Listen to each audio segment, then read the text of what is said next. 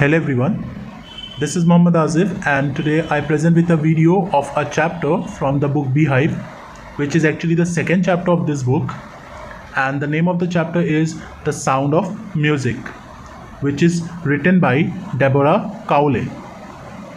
This chapter contains the biographies of two different personalities who are Evelyn Glennie and Bismillah Khan. So let's begin. As I told you that this lesson has been divided into two parts and both are associated with the subject of music and the personalities who made music their life. So starting with the very first personality, who is Evelyn Glennie.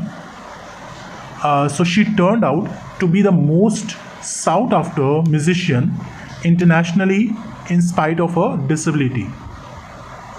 She was profoundly deaf but learned to listen to music with her body instead of the ears. Evelyn Glennie became the perfect player of the xylophone and earned huge name and fame. Whereas the second personality, who is Bismillah Khan, became India's most revered Shehnai maestro. Now starting with the very first part of the chapter, which is about Evelyn Glennie. So Evelyn Glennie is a multi-percussionist who can play thousands of instruments to perfection. She is the most sought after musician of the world. She reached the pinnacle in spite of her being profoundly deaf, but she excelled in the field of music by dint of her hard work and firm determination. Evelyn's loss of hearing had been gradual. It was first noticed by her mother when she was just 8 years old, waiting to play the piano. By the time she was 11, it was discovered that her hearing was severely impaired as a result of gradual nerve damage. It was a big shock for her and for her family as well. But she was determined to lead a normal life and pursue her career in music. Evelyn was greatly supported by percussionist Ron Forrest, who spotted her potential and decided to work with her. He began by turning two large drums to different notes and advised Evelyn to not listen with her ears but try to sense it with some other way. Soon, Evelyn discovered that she could sense certain notes in different parts of her body.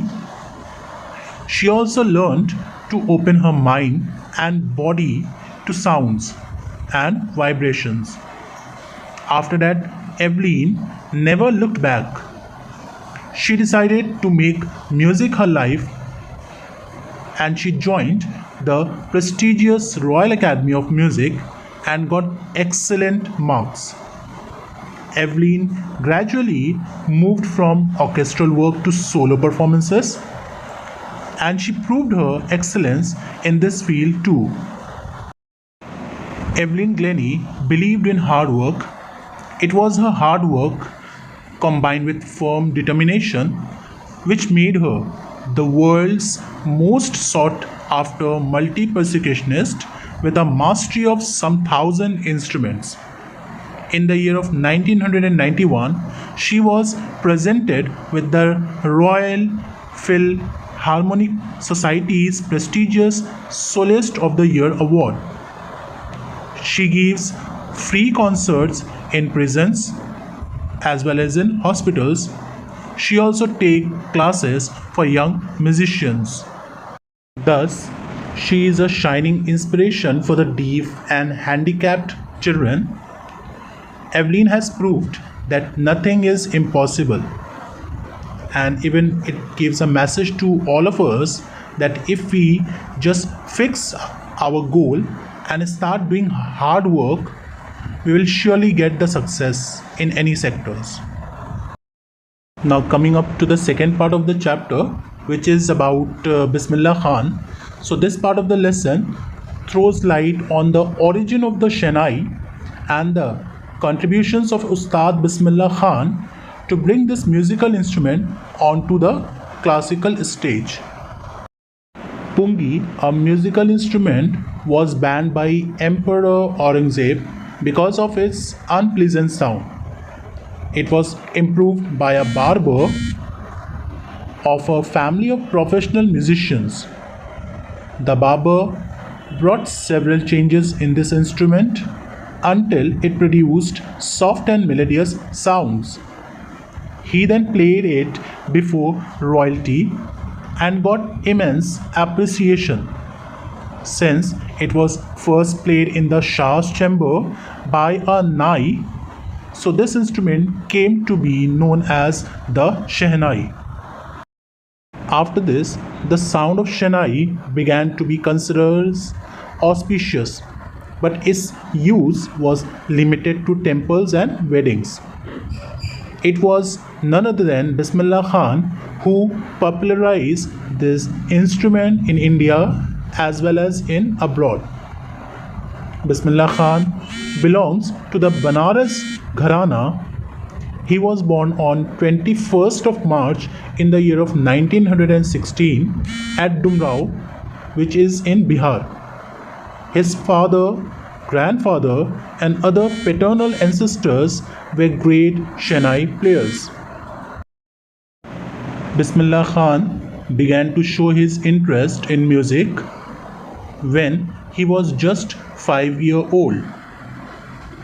As a young child, he would regularly go to the Bihariji temple to sing the Bhojpuri Cheta. He watched his maternal uncles practicing the Shehnai with great fascination.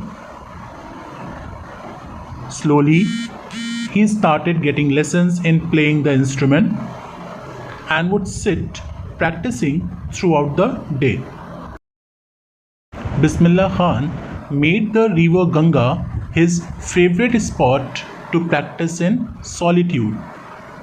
At the age of 14, he accompanied his uncle to the Allahabad Music Conference, where he got huge appreciation at the end of the recital. The opening of the All India Radio in Lucknow in the year of 1938 proved to be a big break for him. His Shehnai came to be heard very often on radio afterwards. Bismillah Khan greeted the independent India with his Shehnai from the Red Fort on 15th of August 1947. He travelled far and wide, giving many memorable performances and won many national and international awards. Bismillah Khan became the first Indian to perform at the prestigious Lincoln Center Hall in the United States of America.